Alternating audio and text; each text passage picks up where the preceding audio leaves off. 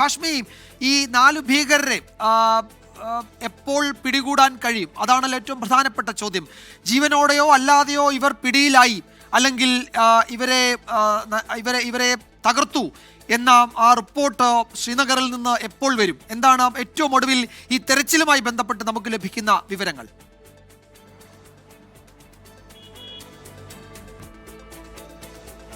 വിജയകുമാർ, പാപത്തിന്റെ ശമ്പളം മരണം എന്ന ബൈബിൾ വാചകം പറയുന്നത് പോലെ അവർക്ക് ബെഫിറ്റിംഗ് റിപ്ലൈ, അവർക്ക് അർഹിക്കുന്ന അതിനുള്ള പാപപരിഹാരം ഉടൻ തന്നെ ഒരു നല്ല വാർത്ത ഈ പറയുന്ന പഹൽഗാം വനമേഖലയിൽ നിന്നുണ്ടാകുമെന്ന് തന്നെയാണ് നമ്മൾ ഇപ്പോഴും പ്രതീക്ഷിക്കുന്നത്.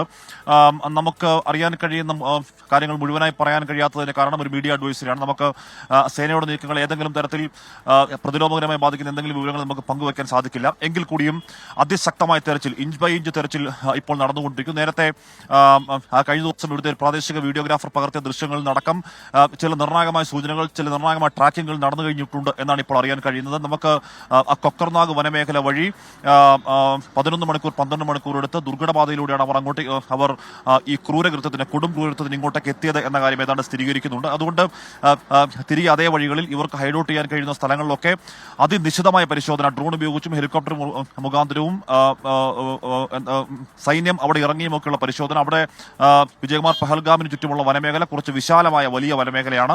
ആ വനമേഖല അതീവ ദുർഘടമായ വനമേഖലയാണ്. ഒളിച്ചിരിക്കാൻ ഒരുപാട് ഹൈഡൌട്ടുകൾ. മാത്രമല്ല ഇവർക്ക് കൃത്യമായ പരിശീലനം കിട്ടിയ തീവ്രവാദികളാണ്.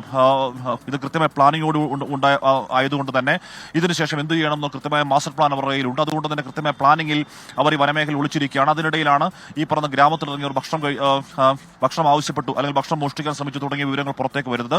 എന്തായാലും ഒരു കാര്യം ഉറപ്പാണ് വിജയകുമാർ, നമുക്ക് അധികം വൈകാതെ തന്നെ ആ വാർത്ത കേൾക്കാൻ കഴിയും. ഈ പറയുന്ന 4 പേരെയും ഒന്നുകിൽ ജീവനോടെയോ അല്ലാതെയോ കണ്ടെത്താൻ കഴിഞ്ഞു സൈന്യത്തിന് എന്നുള്ള കാര്യം. എന്തായാലും അവർ ഏത് രീതിയിൽ ഏത് പുറത്തിൽ പോയി ഒളിച്ചാലും സൈന്യത്തിന് അവരുടെ മൂവ്മെന്റിനെ കുറിച്ചുള്ള കൃത്യമായ സൂചനയുണ്ട് എന്നത് തന്നെയാണ് 4 സ്ഥലങ്ങളിൽ ഏതാണ്ട് സൈന്യത്തിന് അടുത്തെത്താൻ കഴിഞ്ഞു എന്നുള്ള സൂചന.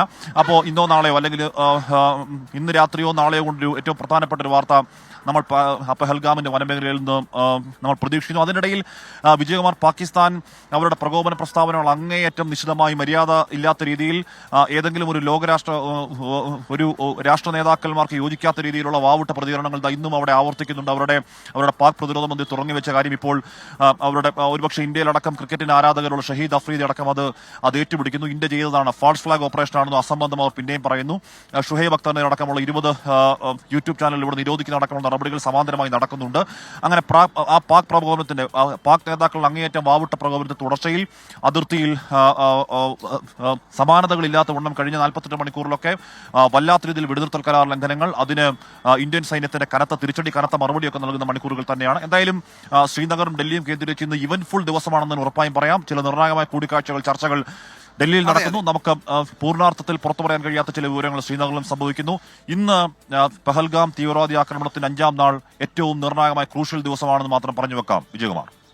യെസ്, ഹാഷ്മി താജ് ഇബ്രാഹിം ശ്രീനഗറിൽ നിന്നാണ് ഏറ്റവും പുതിയ വിവരങ്ങൾ പങ്കുവച്ചത്. ഹാഷ്മി പറഞ്ഞതുപോലെ കൊക്കർനാഗ്, ത്രാൽ ഈ മേഖലകളിൽ സൈന്യത്തിൻ്റെ നീക്കങ്ങൾ സംബന്ധിച്ച സ്ഥിരീകരിക്കാത്ത വിവരങ്ങളാണുള്ളത്. നമുക്ക് നേരത്തെ തന്നെ ഈ ഭീകരർക്കെതിരായ നടപടി സംബന്ധിച്ച് മാധ്യമങ്ങൾക്ക് കേന്ദ്ര സർക്കാരിൻ്റെ ചില മുന്നറിയിപ്പുകൾ, ചില നിർദ്ദേശങ്ങളുണ്ട്. അതനുസരിച്ച് മാത്രമേ വിവരങ്ങൾ പങ്കുവയ്ക്കാൻ കഴിയൂ. എന്തായാലും സ്ഥിരീകരിച്ച വിവരങ്ങൾ വരാനിരിക്കുന്നതേ ഉള്ളൂ. നിർണായക തീരുമാനങ്ങളുടെ ഒരു പകലിലൂടെയാണ് നമ്മൾ കടന്നു പോകുന്നത്. വൈകാതെ അത് സംബന്ധിച്ചുള്ള കൂടുതൽ വിവരങ്ങൾ ശ്രീനഗറിൽ നിന്നും ഡൽഹിയിൽ നിന്നും ഉണ്ടാകുമെന്ന് കരുതാം.